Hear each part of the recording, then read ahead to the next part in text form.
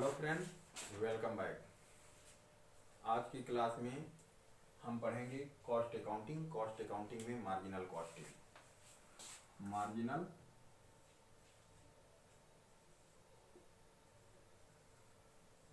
Costing के बारे में पढ़ेंगे। मार्जिनल कॉस्टिंग में भी मार्जिनल ऑफ सेफ्टी और सेकेंड की फैक्टर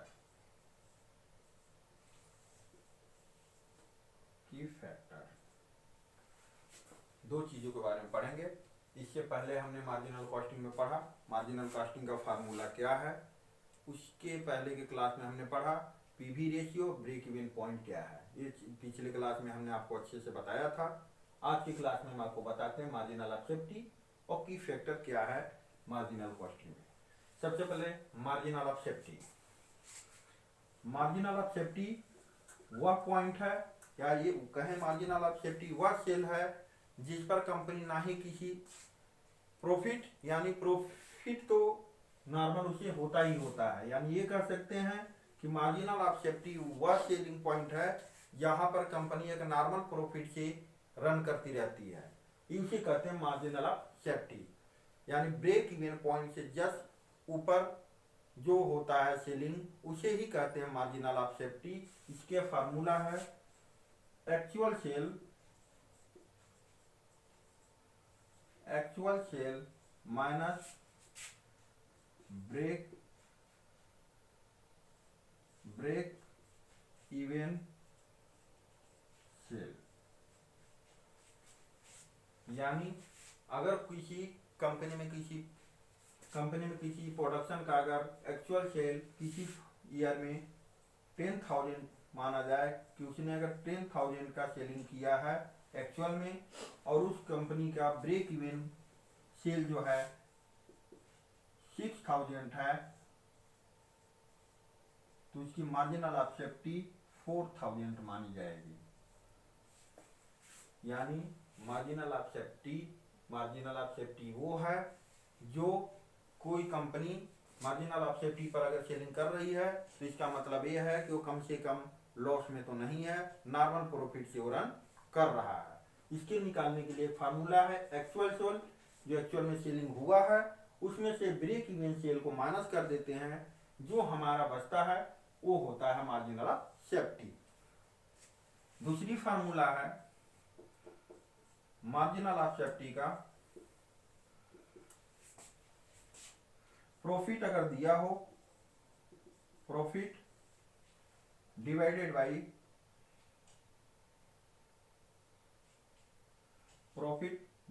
पीवी रेशियो, ये होता मार्जिनल ऑफ सेफ्टी। यानी profit divided by PV ratio से भी हम निकाल सकते हैं। यानी किसी कंपनी में XYZ अगर कोई कंपनी है, अगर उसी किसी प्रोडक्ट की प्रॉफिट दिया हो कि 10,000 है और पीवी रेशियो भी आपको दे दिया गया हो 50% है, यानी दो चीजें हमें दी हो, प्रॉफिट दी हो और पीवी रेशियो अगर दे दिया गया हो, तो हम मार्जिनल ऑफ सेफ्टी इस फार्मूले से निकाल सकते हैं, प्रॉफिट बाई पीवी रेशियो से। यानी प्रॉफिट हमारा 10,000 divided by PV ratio 50% equal to 10,000 divided by 50 into 100। Percentage हटेगा, 100 ऊपर लगेगा, यानी 101, 5 2 जा 10, 200, यानी 20,000। मार्जिनल ऑफ सेफ्टी जो आएगा वो आएगा 20,000। ये फार्मूला तब यूज करते हैं जब हमें प्रॉफिट दिया हो और पीवी रेशियो दिया हो क्वेश्चन में, तो प्रॉब्लम सॉल्व करते समय इस फार्मूला का यूज करेंगे। अगर एक्चुअल सेल दिया हो और ब्रेक इवन सेल दिया हो अगर क्वेश्चन में, तो वो क्वेश्चन को सॉल्व करने के लिए, मार्जिनल ऑफ सेफ्टी निकालने के लिए इस फार्मूले का यूज करेंगे। तीसरी आती है मार्जिनल ऑफ सेफ्टी उन कंडीशन में प्रॉफिट दिया हो यस माइनस VC कंट्रीब्यूशन, ये परसेंटेज में निकालने के लिए होता है। फार्मूला जो है यानी हमारा कंट्रीब्यूशन अगर दिया हो, इसको कंट्रीब्यूशन भी कहते हैं, अगर कंट्रीब्यूशन दिया हो क्वेश्चन में या आपको सेल और पीवी रेशियो दिया हो, सेल या वेरिएबल कॉस्ट दिया हो सॉरी, तो इसको डिफरेंस जो होता है वो होता है हमारा कंट्रीब्यूशन, यस माइनस VC जो हम निकाल लेंगे वो आ जाएगा वेरिएबल कॉस्ट, प्रॉफिट हमारा दिया हुआ हो, तो ऐसे कंडीशन में हम मार्जिनल ऑफ सेफ्टी निकाल सकते हैं। अगर किसी प्रोडक्ट का प्रॉफिटेबिलिटी यानी प्रॉफिट दिया हो 10,000 या 1 लाख का है और कंट्रीब्यूशन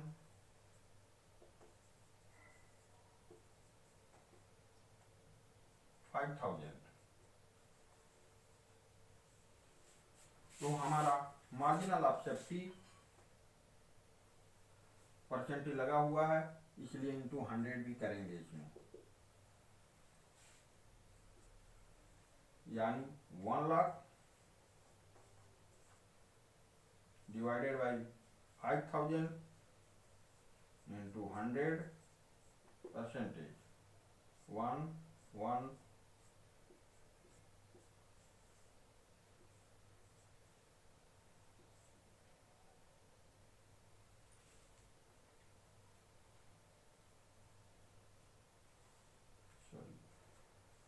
20% डेली करेंगे, परसेंटेज लगाएंगे इसे, यानी मार्जिनल ऑफ सेफ्टी के लिए प्रॉफिट दिया हो आपको और कंट्रीब्यूशन दिया हो और परसेंटेज में हमें मार्जिनल ऑफ सेफ्टी अगर निकालना हो तो वैसे कंडीशन में profit divided by contribution into जो हम डिवाइड करेंगे वो जो आएगा वो परसेंटेज में हमारा आएगा, इसमें जैसे हमारा आया 20% यानी मार्जिनल ऑफ सेफ्टी इस कंडीशन में 20% हुआ, यानी 3 फार्मूले में हमारे यहाँ मार्जिनल ऑफ सेफ्टी अगर निकालना हो, एक्चुअल सेल आपको दिया हो, ब्रेक इवन सेल दिया हो, तो वैसे कंडीशन में इस फार्मूले का यूज करेंगे। अगर मार्जिनल ऑफ सेफ्टी आपको निकालना है, प्रॉफिट दिया हो और पीवी रेशियो दिया हो, तो इस फार्मूले का यूज करके हम मार्जिनल ऑफ सेफ्टी निकालेंगे।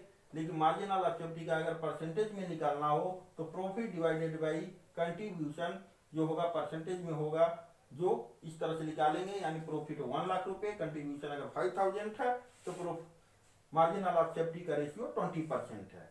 ये हमारा होता है मार्जिनल ऑफ सेफ्टी। इसके बाद आता है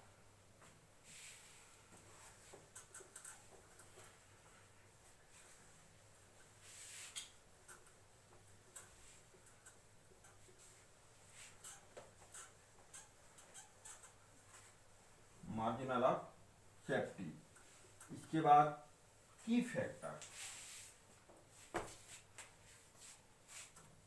की फैक्टर दोस्तों हमें समझ में आया, आपको ये समझ में आ गया होगा कि मार्जिनल ऑफ सेफ्टी क्या है। इसके बाद हम जानते हैं की फैक्टर क्या होता है। की फैक्टर बहुत ही इंपॉर्टेंट पॉइंट है। की फैक्टर वह फैक्टर होता है जो किसी प्रोडक्शन में इम्पोर्टेंट रोल अदा करता हो। मतलब इम्पोर्टेंट रोल से मतलब ये है कि अगर कोई ऐसी प्रोडक्ट, किसी भी प्रोडक्ट में कोई चीज अगर इम्पोर्टेंट हो तो वो होता है की फैक्टर। जैसे की फैक्टर सेल हो सकता है, मटेरियल, लेबर,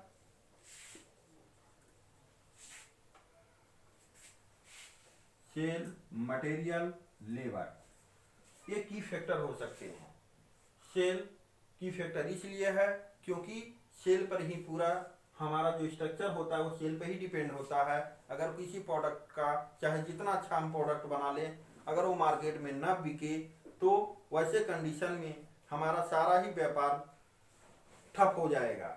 यानी पूरी चीज डिपेंड करती है प्रोडक्ट के सेल पर। तो ऐसा कंडीशन जहां आपकी सेल होने की संभावना, मतलब सेल पर पूरी बिजनेस टिकी हुई हो। अगर प्रोडक्शन सेल होगा तो प्रोडक्शन बढ़ेगी, सेल नहीं होगा तो प्रोडक्शन नहीं होगा। यानी पूरी चीजें, आपका जो भी प्रोडक्ट है अगर सेल पर आपका डिपेंड कर रहा हो और सेल के अगेंस्ट ही, सेल के आधार पर ही आपका सब कुछ चल रहा हो प्रोडक्शन, तो वैसे कंडीशन में की फैक्टर सेल माना जाएगा। दूसरा था मटेरियल। प्रोडक्शन करने के लिए सबसे इंपॉर्टेंट चीज होती है मटेरियल। अगर मटेरियल, रॉ मटेरियल जो है अगर मार्केट में अवेलेबल ही ना हो या कम मात्रा में अवेलेबल हो, तो आपका सारा प्रोडक्शन का जो स्ट्रक्चर है वो इस पर डिपेंड हो जाता है, मटेरियल पर। अगर मटेरियल जितना अधिक होगा यानी कम होगा तो कम आपका प्रोडक्शन होगा, अगर अधिक होगा तो अधिक मात्रा में आप प्रोडक्शन करके अधिक कमाई कर सकते हैं। तो उस समय आपका की फैक्टर होगा वैसे कंडीशन में मटेरियल। दूसरा कंडीशन आता है लेबर। किसी भी प्रोडक्ट को बनाने के लिए लेबर की जरूरत होती है, लेबर चार्ज की। बिना लेबर के कोई भी प्रोडक्ट नहीं बन सकता, क्योंकि बिना मानव के कोई मशीन नहीं चल सकती। मशीन चलाने के लिए लेबर चाहिए। तो वैसे कंडीशन में अगर बात जब आप जहाँ कंपनी हो उसमें अगर लेबर स्ट्राइक कर दें या लेबर की कमी हो, तो वैसे कंडीशन में जो की फैक्टर होगा वो होगा लेबर। यानी ये तीन चीजें हैं जो मोस्टली की फैक्टर के अंतर्गत आते हैं। ऐसे और भी चीजें हो सकती हैं। तो इनके लिए किसी भी प्रोडक्शन के लिए, यानी की फैक्टर वह है जो किसी भी प्रोडक्शन में अवरोध पैदा करता हो। यानी कोई भी चीज जिसके न होने से हमारा प्रोडक्शन इफेक्टिव होता हो, वो हमारा की फैक्टर होता है उस कंडीशन में। वो अलग अलग प्रोडक्ट के लिए अलग अलग कंडीशन में अलग अलग की फैक्टर हो सकता है। अब देखते हैं की फैक्टर को निकालने के लिए कुछ फार्मूले दिए गए हैं कि अगर की फैक्टर जो हम क्वेश्चन सॉल्व करते हैं तो की फैक्टर हम कैसे निकालें। इसके लिए profit equal to contribution minus key factor.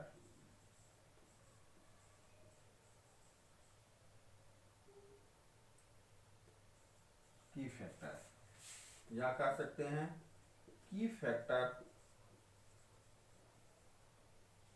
Equal to contribution divided by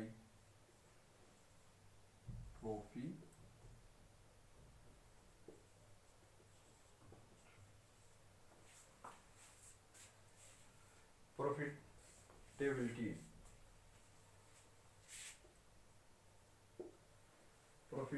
profitability equal to contribution divided by key factor. यानी यहाँ पर प्रॉफिटेबिलिटी से मतलब प्रॉफिट कमाने की क्षमता से है। किसी भी प्रोडक्ट कंपनी के लिए किसी प्रोडक्ट को सेल करने पर उसकी प्रॉफिटेबिलिटी क्या होगी वो इस पर डिपेंड करता है, contribution divided by key factor. Key factor contribution क्या है, आपको पिछले क्लास में हमने बताया था कि contribution sale minus variable cost को हम कंट्रीब्यूशन कहते हैं। की फैक्टर आपको हमने बता दिया कि की फैक्टर किसे कहते हैं। अब प्रॉफिटेबिलिटी, ये है कंपनी की प्रॉफिटेबिलिटी होती है कि कितनी कमाने की उसे उसकी क्षमता है, इसे कहते हैं प्रॉफिटेबिलिटी।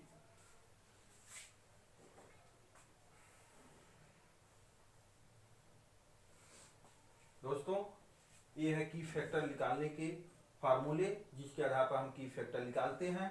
अगले क्वेश्चन में, अगले क्लास में हम इसके बारे में इसकी प्रॉब्लम सॉल्व करेंगे कि किस तरह की फैक्टर के प्रॉब्लम सॉल्व किए जाते हैं, कैसे कैसे हम इसका मैनेजमेंट के लिए क्या इसकी उपयोगिता है, और इसके बारे में हम आपको अगले क्लास में विस्तृत पूर्वक बताएंगे। Thank you.